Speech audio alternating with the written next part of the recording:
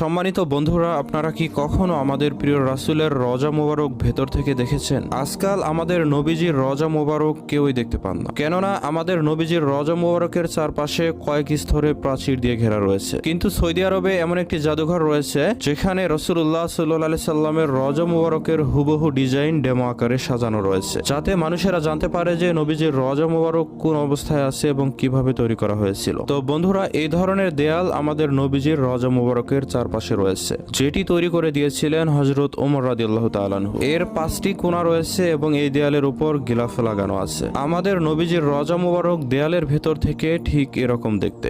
এখানে দেখতে পাচ্ছেন একসাথে 3টি রওজা রয়েছে। প্রথমটি হচ্ছেন আমাদের প্রিয় নবী রাসূলুল্লাহ সাল্লাল্লাহু আলাইহি সাল্লামের পবিত্র রওজা মোবারক, আর বাকি দুইটি হলো হযরত আবু বকর রাদিয়াল্লাহু তাআলা আনহু এবং ওমর রাদিয়াল্লাহু তাআলা আনহুর রওজা। সুবহানাল্লাহ, এমন ভিডিও আপনি সব সময় দেখতে পাবেন না। নবীজির রওজার সম্মানে ভিডিওটিতে অবশ্যই